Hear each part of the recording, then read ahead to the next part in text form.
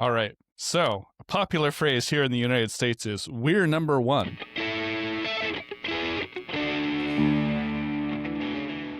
So, I wanted to talk today about an area in which we are number one, which is dying. Americans die way more than any other comparable country. So, about 3 million Americans die every year. One quarter of those deaths. USA. One quarter of those deaths would not have occurred if America had the same rate of dying as its peer countries. So, countries who are like equally rich. Counterpoint, America has no peers. America needs no peers. All right. As close as you can get then to peers. Near peers. This gets worse the younger the Americans are. So for Americans younger than 65, half of those deaths wouldn't have happened in comparable countries. And in early adults, which is age 25 to 44, 2/3 of them wouldn't have occurred in another country. So this math is very confusing because the death rate is like quite low for these young people, even though it's higher than peer countries. However, there's suspicious peer countries. Like it's still pretty low. So it's like, our like life expectancy is like in the high 70s, whereas Denmark's is in the low 80s, right? I mean, So, that's a pretty big difference. Plus, we're the only country where the life expectancy is going down now instead of up among our peers. I mean, that's just because they haven't deleted the data yet. Yeah, like there's the how bad is this difference? It's like, saying it's like that half of the deaths are excess deaths. Like two-thirds, dude. 2/3, okay. Way more than depending on the age range. But like, and then like on the other hand, the percentages like screw this whole up. Just tell us how many extra people died. I was right about to. So this translates to, in 2023, 700,000 Americans died who wouldn't have died if we had comparable death rates to our near peer countries. 700,000. Yeah, 700,000 per year. By comparison, in the Revolutionary War, 20,000 Americans died. In the Civil War, 650,000 Americans died. In World War II, 400,000 Americans. And in the Vietnam War, 60,000. And that was over the whole conflict. And this is only per year, there's 700,000 that are dying. Excess so deaths. It's a lot of people. So this is like World War drunk driving, or like World War liver cancer. I'd argue it's World War like stress and World War despair. We're fighting the war on terror and we're losing. Which is why InfoHazard is here to calm everyone's nerves, and why this segment is a meditation segment, right? I'm calm. We're all focusing on our breathing. Audience, I'm focusing on your breathing, so you don't have to. So until 2010, in America, pretty much every cause of death was going down. But starting around 2010, it started to go the other way. It's Obama's fault. I knew it. He was a smoker. Kind of, it's hard to, pin on any one person because it's not just like any one thing. So overdose deaths went way up because fentanyl was hitting the streets, but also deaths from car collisions went up.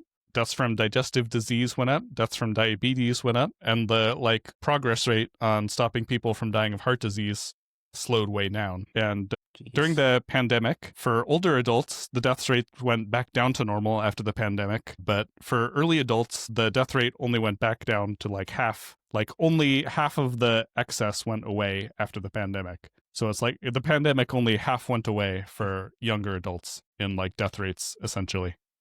I mean, whereas for older adults, with my like stress levels and I feel like just generally like the world has gotten harder. Yeah. It's not as bad as it was during lockdown.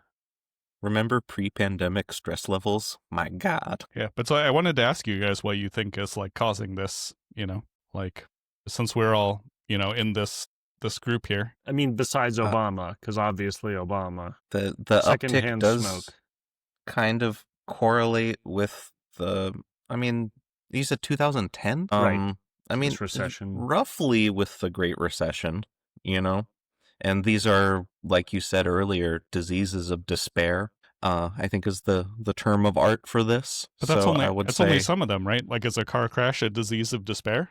Because that went up too. It can be. Reckless driving is kind of one of the things, is a stress response that some people have. It seems like each of these things is a little bit like they might have separate causes, right? It's like, the despair stuff is definitely like, okay, a couple of them, the heart disease, the drug overdose, maybe the driving. But suicide for sure. Right. But like, okay, there could have Also, been environmental stuff. car crashes in particular, that's just very American. That's not that's just us. That's our roads. Like Americans drive way more than anyone else in any other country. Like and the worse jobs we have, the longer we tend to have to drive because we have to drive from cheaper housing and far out places a long way into like city centers to our job opportunities. Like we just spend a lot of time commuting. Right, but did that get worse in 2010? I mean, yeah, if you lost your job in the Great Recession and had to take a worse opportunity potentially. Yeah. I feel like, yeah, it's possible, but like, yeah, I wouldn't like, I'm happy to jump to that conclusion with like drug overdose, whereas I'm like, yeah, I want to like think about it a little, or look into it a little bit more for the driving. Yeah, so I wanted to bring up this concept from Friedrich Engels called social murder to, partially explain this. Wait, but I have another kind of explanation.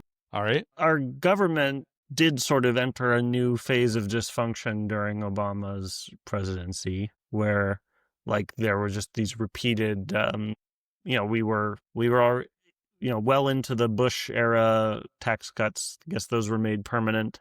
Just sort of budget after budget, Republicans, tried to shut down the government and force concession after concession from the Democrats, and we sort of were in this austerity phase. So, I mean, obviously, you can't like clearly make this correlation, but it kind of makes sense that progress would stop in that kind of an environment. It's an environment, an austerity environment is an environment of giving up on the future. Anyway, what's Engels have to say? All right. So he uses the term to describe how social conditions such as poverty, poor housing, and dangerous working conditions result in avoidable excess mortality among the working class. And he has a pretty banger quote here. So, quote, "When one individual inflicts bodily injury upon another, such that death results, we call the deed manslaughter. When the assailant knew in advance the injury would be fatal, we call his deed murder. But when society places hundreds of proletarians in such a position that they inevitably meet a too early and unnatural death, knows that these thousands of victims must perish, and yet permits these conditions to remain, its deed is murder just as surely as the deed of a single individual.